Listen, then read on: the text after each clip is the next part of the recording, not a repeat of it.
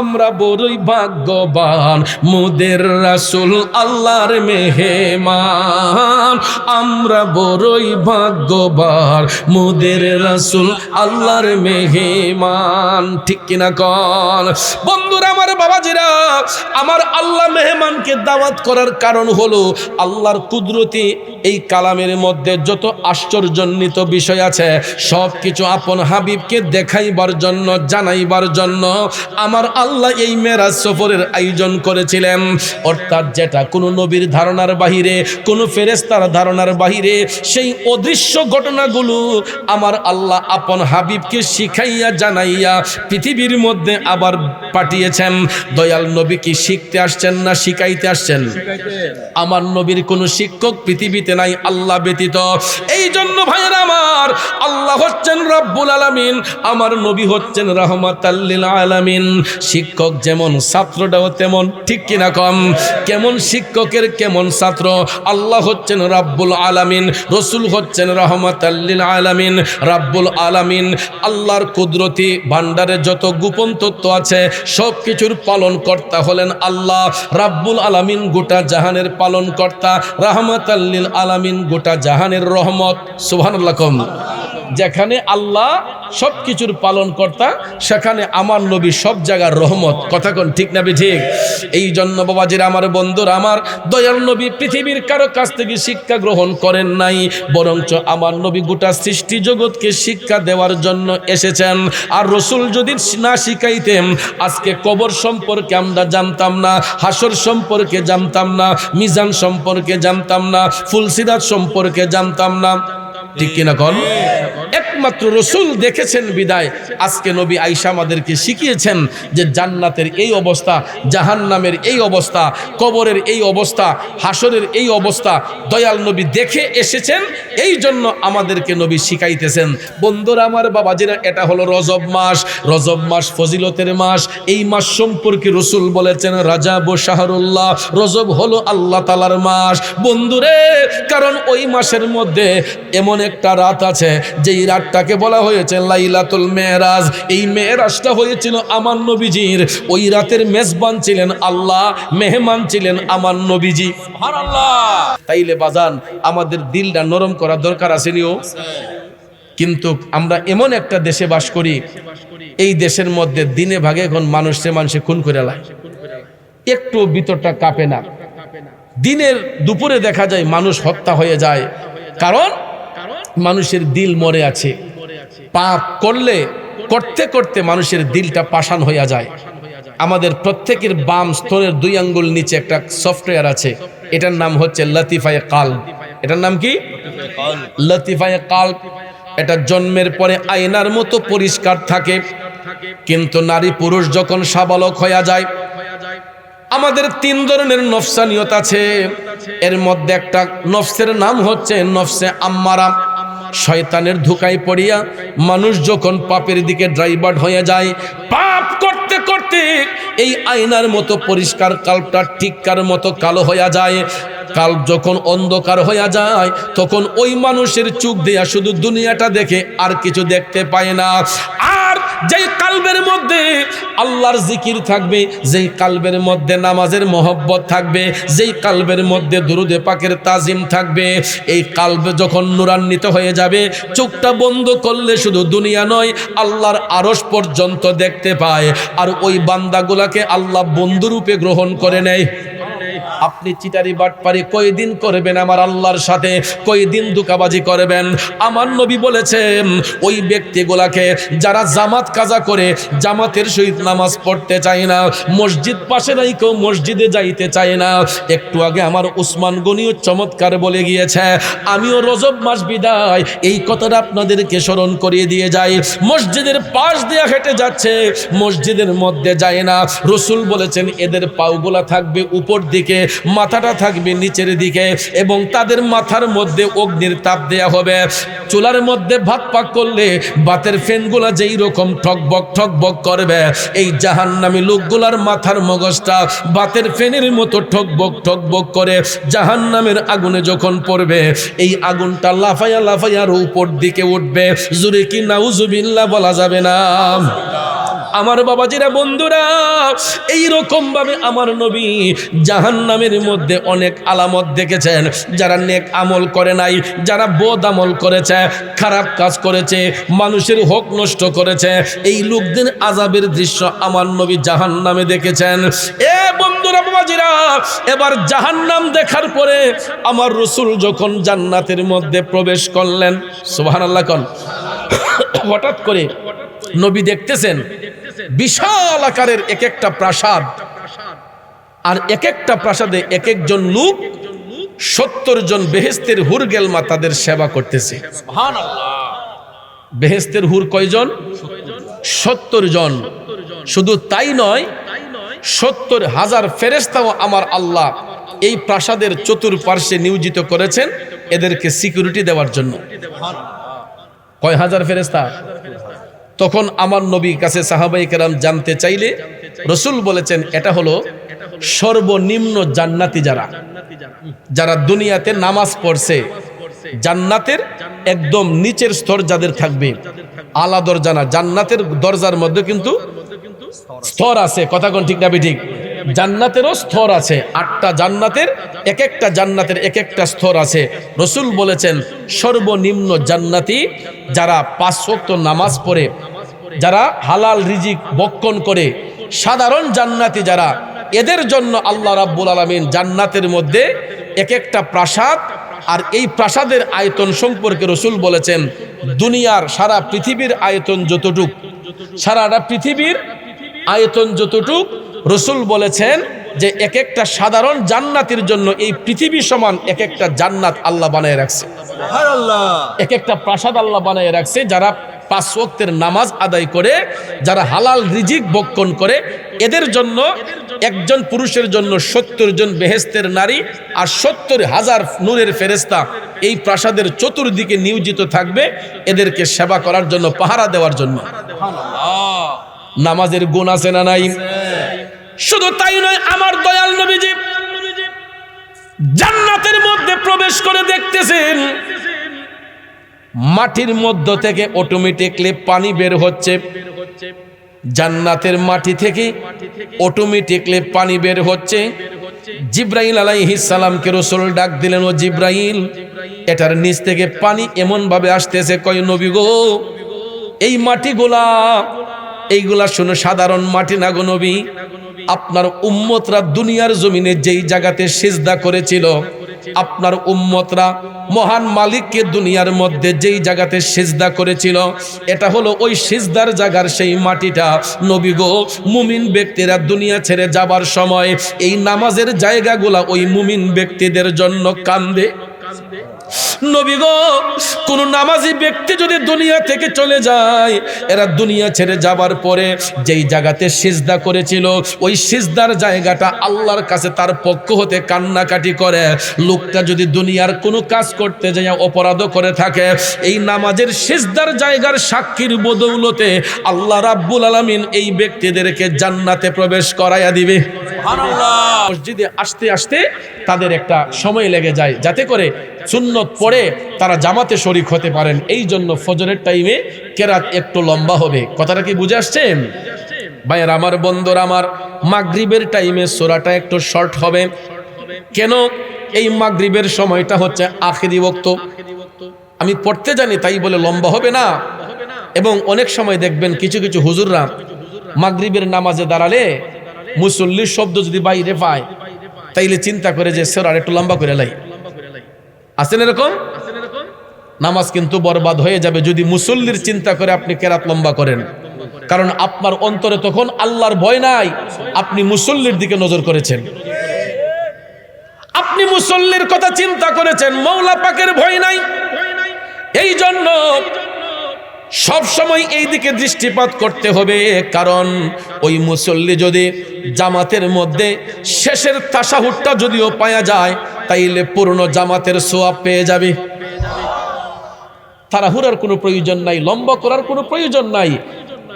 আমার নবী বলেছেন, যদি কোনো ব্যক্তি যদি আসতে দেরি হয়ে যায়, 1 রাকাত চলে গেছে, 2 রাকাত চলে গেছে, 3 রাকাতের তাশাহুদ পর্যন্ত যদি আইসা পেয়ে যায়, তাহলে ওই ব্যক্তি জামাতে শরীক হইলে পূর্ণ নামাজের সওয়াব পাবে, পূর্ণ জামাতের সওয়াব পাবে। কিন্তু চেষ্টা করতে হবে জামাতের আগেই আমাদেরকে মসজিদ অবস্থান করা। কথাটা কি বুঝে আসছে বাবাজির আমার, বন্ধুরা আমার? এই জন্য নামাজ পড়ব কারে খুশি করার জন্য? নামাজ পড়ব আল্লাহর সন্তুষ্টির জন্য, কোনো ব্যক্তিকে খুশি করার জন্য নয় বন্ধুরে। এই জন্য মাগরিবের টাইমে দাউদ আলাইহিস সালামের তওবা আমার আল্লাহ কবুল করে নিয়েছিলেন। 3 রাকাত নামাজকে আল্লাহ কবুল করেছেন। আসুন সামনে যাই, এশারের নামাজ পড়া গোটা জাহানের পক্ষ হতে আমার আল্লাহর কাছে শুকরিয়া আদায় করেছিলেন। গোটা পৃথিবীবাসীর জন্য, গোটা পৃথিবীবাসীর পক্ষ হতে আল্লাহর দরবারে শুকরিয়া আদায় করেছিলেন এশারের নামাজ পড়া আমাদের নবী রহমাতাল লিল আলামিন। জুরে জুরে কন্যা সুবহানাল্লাহ। এই হলো 5 জন পয়গম্বর, 5 জন নবীর 5 ওয়াক্তের নামাজ পড়ার বিবরণ। কিন্তু বাজান, পূর্বের যুগের কোন নবীর জন্য 5 ওয়াক্তের নামাজ শর্ত স্বরূপ ছিল না। অন্য কোন নবীর উম্মতের জন্য 5 ওয়াক্ত নামাজ শর্ত স্বরূপ ছিল না। আমাদের নবী রাহমাতাল লিল আলামিন বলেছেন, আমার উম্মত তারা 5 ওয়াক্ত নামাজ সিরিয়াল ভাবে আদায় করবে, কেননা আল্লাহ রাব্বুল আলামিন আমার উম্মতের জন্য এই 5 ওয়াক্তের নামাজকে ফরজ হিসেবে কবুল করে নিয়েছেন। জুরে জুরে কন্যা সুবহানাল্লাহ।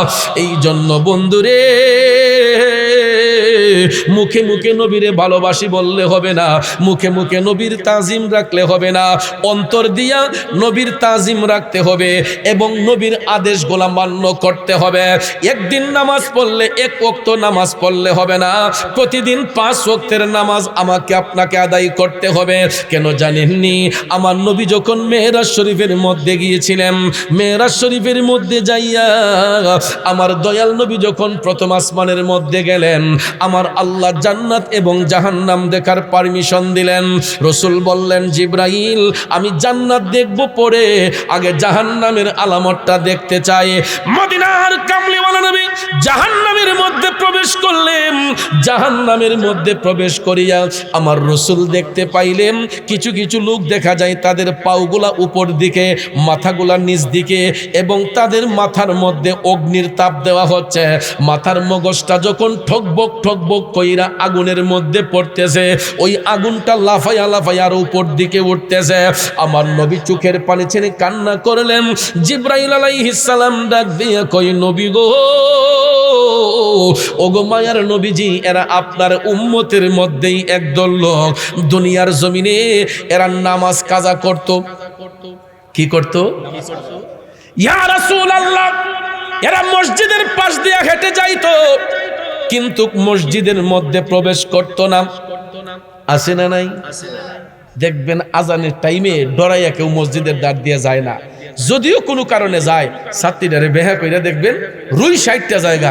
কেউ যদি কয়, ও জামাতটা পরেন না, আইতাছে আইতাছে আইতাছে আইতাছে আইতাছে কইয়া দেখবেন জামাত শেষ। কথা কোন ঠিক না ঠিক?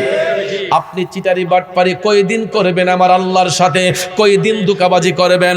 আমার নবী বলেছেন, ওই ব্যক্তিগুলাকে যারা জামাত কাজা করে, জামাতের সহিত নামাজ পড়তে চায় না, মসজিদ পাশে নাই কেউ মসজিদে যাইতে চায় না।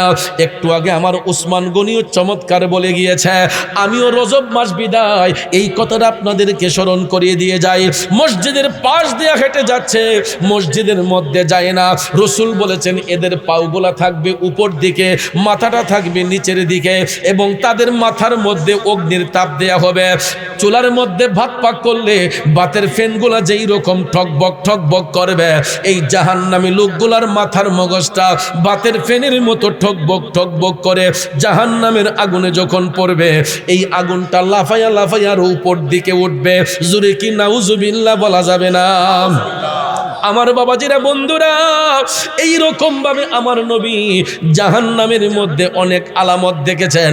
যারা নেক আমল করে নাই, যারা বদ আমল করেছে, খারাপ কাজ করেছে, মানুষের হক নষ্ট করেছে, এই লোকদের আযাবের দৃশ্য আমার নবী জাহান্নামে দেখেছেন। এ বন্ধুরা, বাবাজিরা, এবার জাহান্নাম দেখার পরে আমার রাসূল যখন জান্নাতের মধ্যে প্রবেশ করলেন, সুবহানাল্লাহ কোন, হঠাৎ করে নবী দেখতেছেন বিশাল আকারের এক একটা প্রাসাদ, আর এক একটা প্রাসাদে এক একজন লোক 70 জন বেহেশতের হুর গেলমা তাদের সেবা করতেছে। বেহেশতের হুর কয়জন? 70 জন। শুধু তাই নয়, 70,000 ফেরেশতাও আমার আল্লাহ এই প্রাসাদের চতুর্পার্শ্বে নিয়োজিত করেছেন এদেরকে সিকিউরিটি দেওয়ার জন্য। কয় হাজার ফেরেশতা?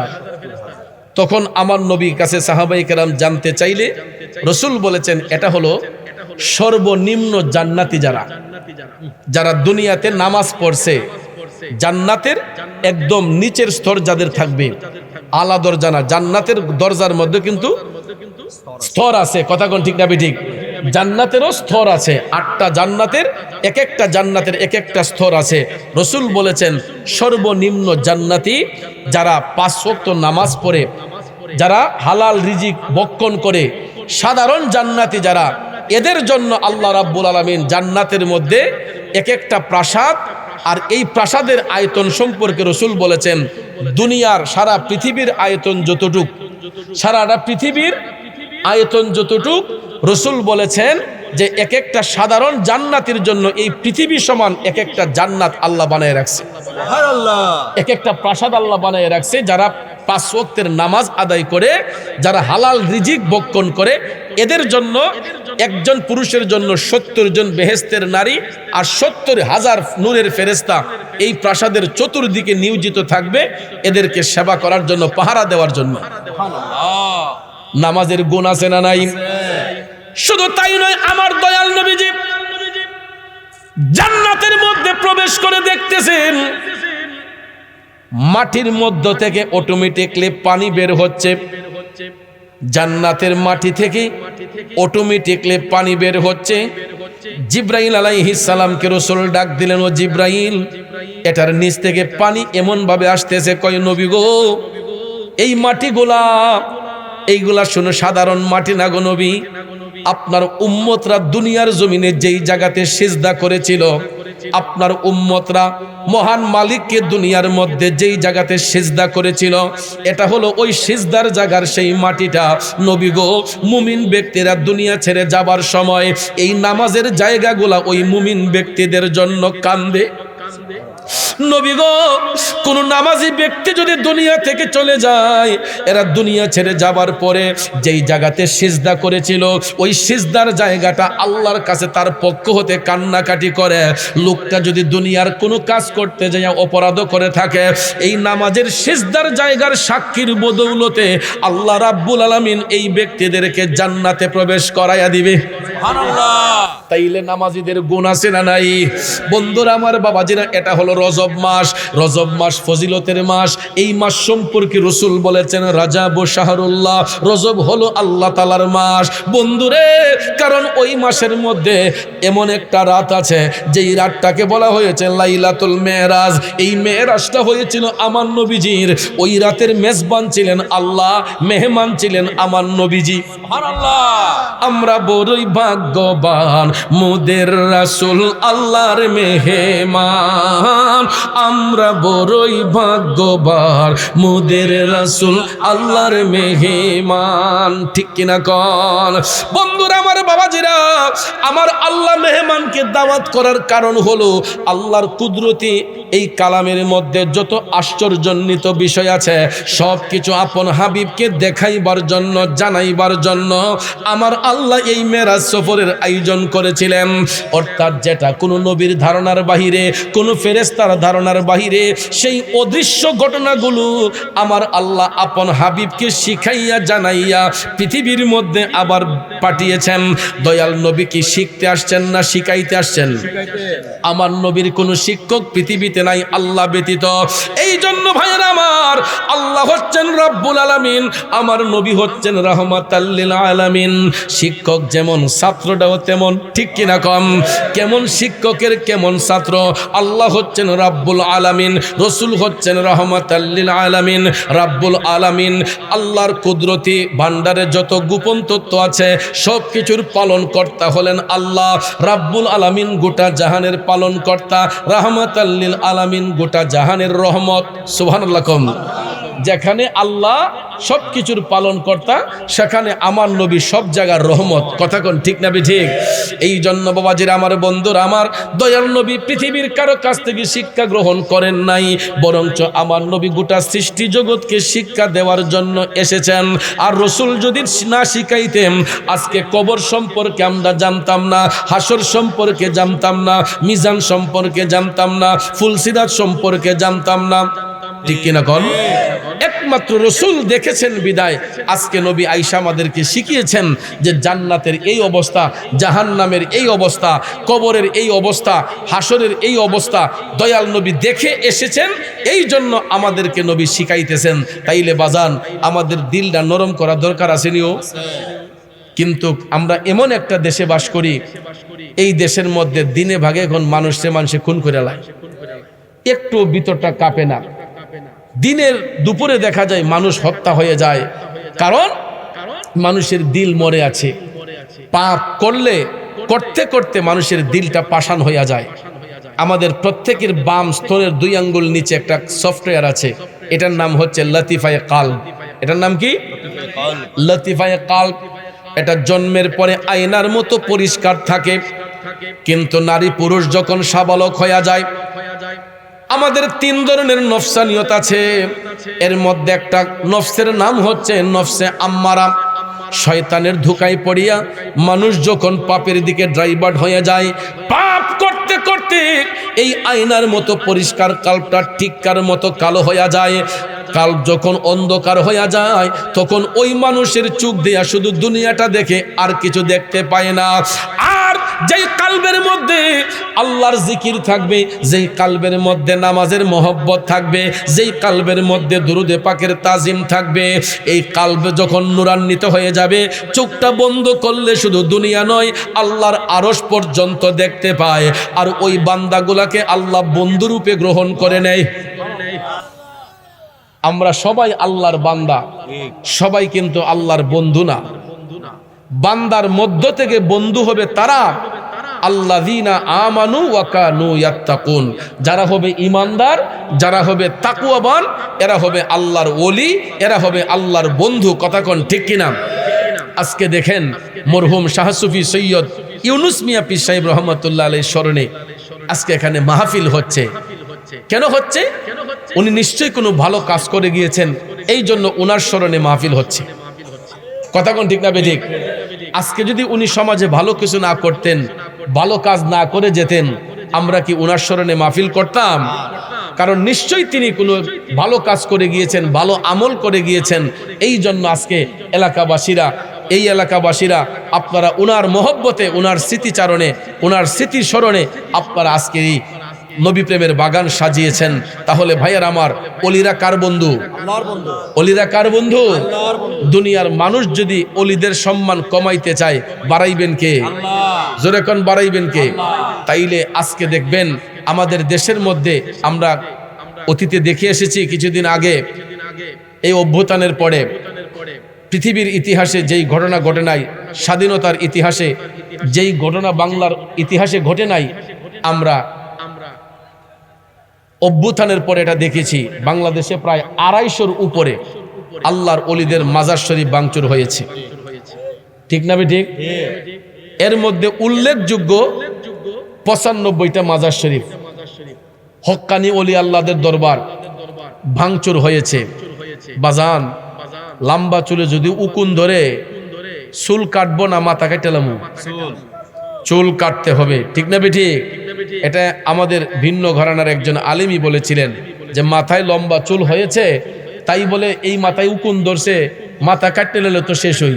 উকুন পরিষ্কার করার জন্য চুল ছাড়তে হবে। কথা কোন ঠিক না ঠিক?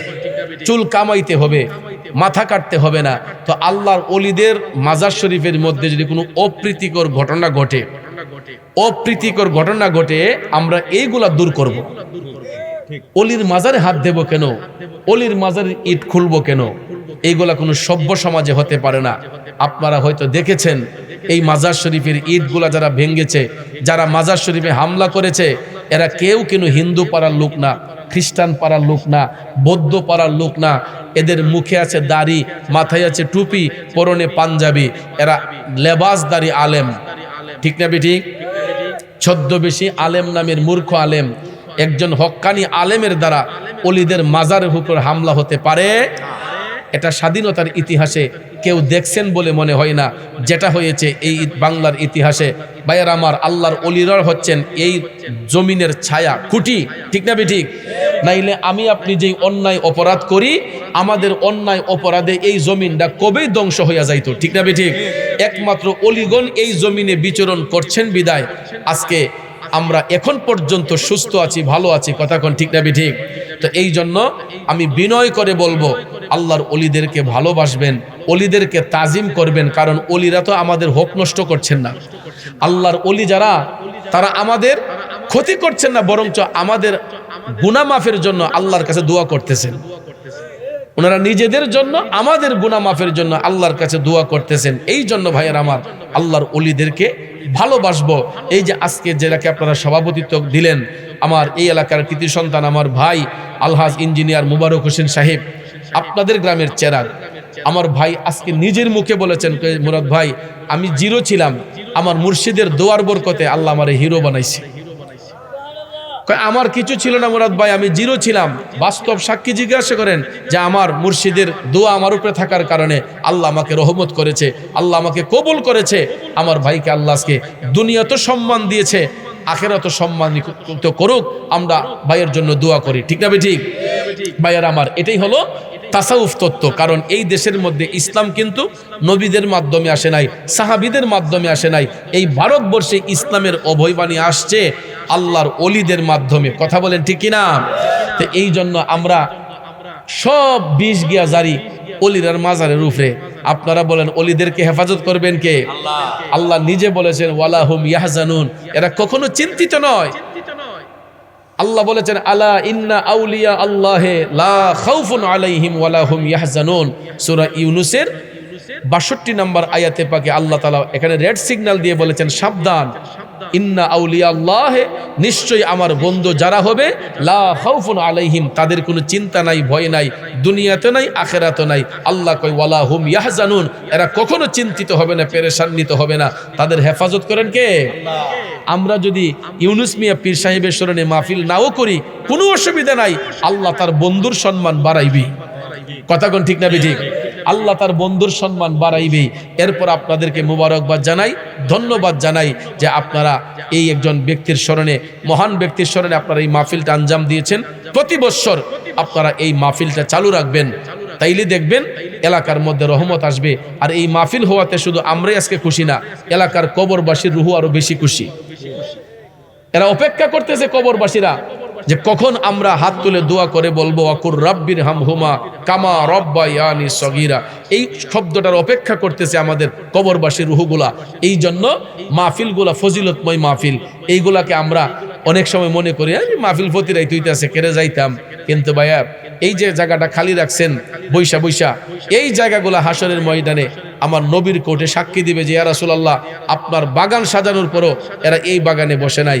আল্লাহ রাব্বুল আলামিন তখন বলবেন কুদরতের জবান দিয়া যে আমি অবশ্যই, আমি আল্লাহর কুদরতের নজর ছিল সেই মাহফিলে, আমি আল্লাহ তোমাদের অন্তর্যামী, তোমরা বাহিরে ঘোরাফেরা করেছো, আমার হাবিবের বাগানকে পরিপূর্ণ করে নাই।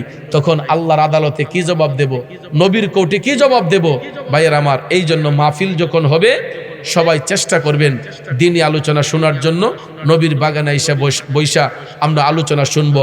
আজকে 15 বছর যাবত এই মাহফিল, একটু বাইবা দেখেন এই 15 বছরের ভিতরে কতগুলা নারী পুরুষ আজকে অন্ধকার কবরে চলে গেছে।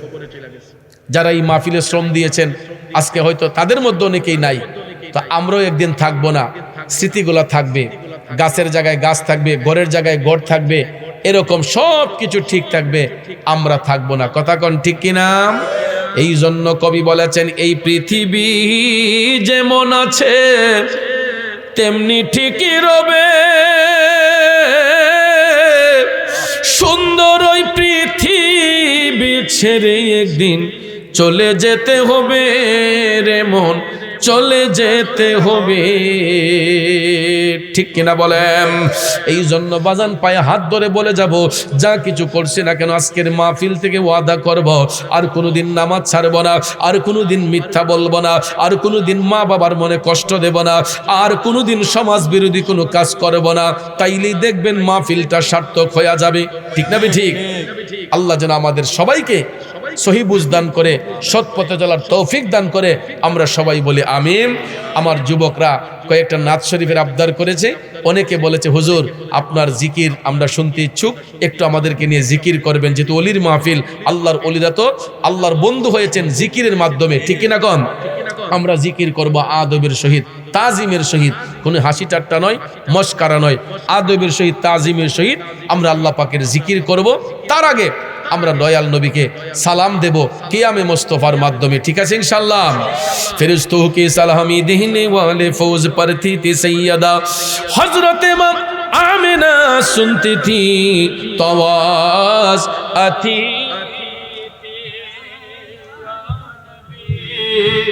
सलाम या रसूल सलाम अलैका या हबीब सलाम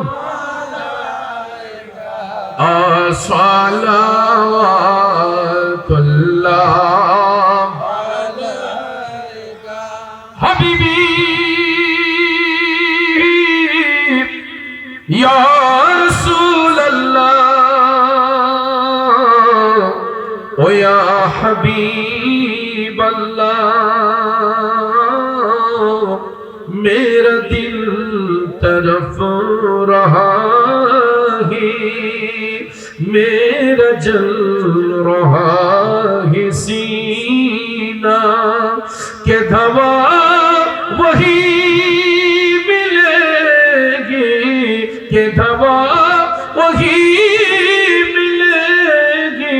मुझ ले चलो मदीना या नबी सलाम अलैका या रसूल सलाम अलैका या हबीब सलाम अलैका सलावतुल्लाह। ওগো নবীজি নবীজি নবীজি আমার, আমরা কালেমায় পড়ি আপনার নাম, আজানে শুনি আপনার নাম, নামাজে আপনাকে সালাম, আপনি যে নূরে মুজাসসাম ইয়া নবী সালাম আলাইকা ইয়া রাসূল সালাম আলাইকা ইয়া হাবিব সালাম আলাইকা সালাওয়াতুল্লাহ। আলে নবী আসহাবে নবী শুহাদায়ে কিরাম उस हुसैनी शहादत पे लाखों सलाम मुस्तफा जाने रहमत पे लाखों सलाम शम्ए बज़ में हिदायत पे गौसे आज़म इमामतों का उनका जलवाए शाने कुदरत पे लाखों सलाम मुस्तफा जाने रहमत पे लाखों सलाम शुमुए बज़ में हिदायत पेला अस्सलाम मुहामी मुदल अस्सलाम बेनदीरो बेमिसाल या इलाही सदक़ाए मिलाद रसूल ये सलामी आज़िज़ाना आशिकाना हम गुलामाना हो कबूल मदीने के चांद हजारों सलाम मदीने के चांद लाखों सलाम मदीने के चांद करोड़ों सलाम मदीने के चांद बेहद सलाम ला इलाहा जोड़े जोड़े